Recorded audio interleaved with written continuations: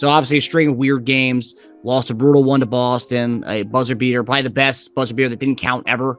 Lost to Miami, then came back and then beat Miami at Miami without Joel Embiid, and then lost a weird one to the Mavericks, which I thought we were going to get dominated after that third quarter. Then we made that comeback because of Maxey. So obviously a lot of highs and lows this week. Eric, you said this was going to be a really important and tough stretch for us. How are you feeling so far with what you've seen from our guys this week? I mean, somewhat encouraged. I think that you believe in moral victories, Eric? No, the reason why I say that is because it's like the Boston game, you would want to win that game, but we put ourselves in position to win that game. So you feel like that was our game to win. Yes. The Miami game, that was disappointing.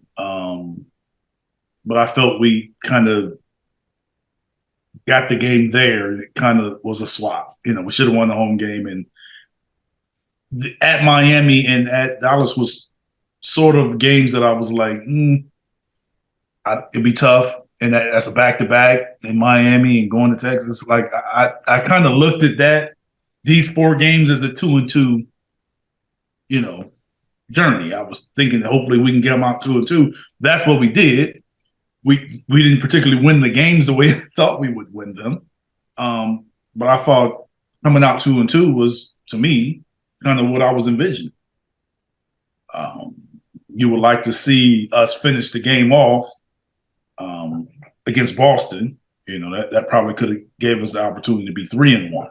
Yeah. That's probably the next step if we want to catch the 2 teams in front of us. And that's why the Boston game was even bigger, because they had already beaten us twice and they're ahead of us. So now they have the tiebreaker, which means you got to have an extra game on them. So from that standpoint, it was disappointing because of who we were playing. But the 2-2, I'm fine with. I'm not a huge moral victory fan, but I when it's convenient, I like them. It's convenient right now, so let's like them. No, I think this was an important stretch. I think the one later in the season's even harder than this, so we got to see how it unfolds. Period. 5-6 road games in a row? It is going to be tough. It wasn't going to be easy. So, I think we needed to win that Boston game. Giving up a huge lead to them sucked. We should have still won. We played their starters so well. I think that is the most encouraging part. We have their starters down pretty much. Miami, I just think, look, the more desperate. They've been playing like crap, and they needed that win so bad, and we just didn't play like we needed it, which is sucks. We were still reeling off that Boston loss. I thought we'd come out a little harder, but we came out hard for that second Miami game. So that was good. They looked out of gas. They looked like they expended all their energy on that first Sixer game, and then they were like, "Oh, they're not gonna win without Embiid." So they kind of just went out there thinking they were going to take it away. The Mavericks, man, that game was so brutal. They just couldn't. It was one of those games where you watch every single ball, like that's going in, and they did almost. They got a little cold at the beginning of the fourth when we came back, but man, that third quarter was like. You're down by a lot, like a 2K, and you make it like rookie mode, so you can just hit all your shots and come back easily. That was insane how they did that. That was honestly the best case scenario for Kyrie and Luka. That's why they did that trade right there. That's not sustainable for them. So that was going to stop at some point. But dude, Kyrie was out of his mind. That was just unstoppable. So I must say, my 2-2 was saying that we had to be 2-2 winning the next game.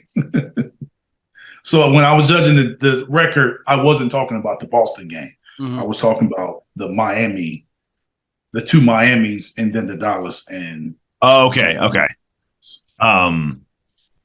Question: those Harden rumors aren't going anywhere, and there was a report that multiple Sixers think that he'll go back to Houston.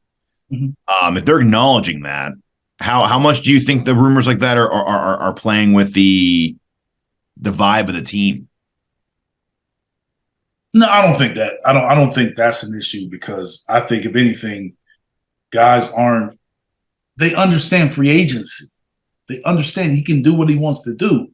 So I would see more. Let's go win this chip, and then you do whatever you want to do. More than man, I'm worried about next season. They're not. That's not how they operate. Where they worry about next season like that. The rumor's not going to go anywhere. Obviously, I mean, I said before, it could be free agency, it could be salary, it could just be what he wants to do. But that's what free agency is. He has the right to do that. Yeah. Obviously, somebody wanted it out there. I don't know who that is. No, I think a lot of people want it out there. Yeah, I'm just saying, like somebody wants it out there, and it's out there. So I don't think it's going to be an issue right now. But come playoff time, if someone's not performing, it's just going to be magnified. Do you think that puts more pressure to, like you said, if we win a chip, then nothing matters? But up until that, do you think it puts more pressure to win the chip? Not right now. Yeah. Okay. That's what you have to almost see how the playoffs are going. Yeah. I think it puts more pressure on you in the first round. It definitely puts more pressure on you in the second round because we haven't even got past that. Mm-hmm. So I think the playoffs, yeah, it'll be magnified because it's if you're performing well, you're not performing well. I mean, I think in general, the playoffs is what it's really all about with this team. Yeah. Like yes. You can go through this season, it could be great or not great. And that can either way, it can all be erased by the playoff performance. Yep. I think these last few games can be erased by a Milwaukee win. Yes. That's what I mean, but that's the stage though. You know what I'm saying? That's where this team is. It's like, okay, then, what are we going to do? Because that's why in some ways we were talking about with the conference a while ago, the conference finals, would that be enough? Like, it kind of depends on how it goes.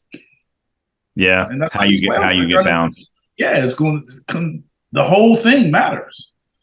So I think with this James stuff and Joel and Doc and everyone else, it all depends on how we play in the playoffs. Even PJ Tucker move, everything comes down to the performance based in the playoffs because.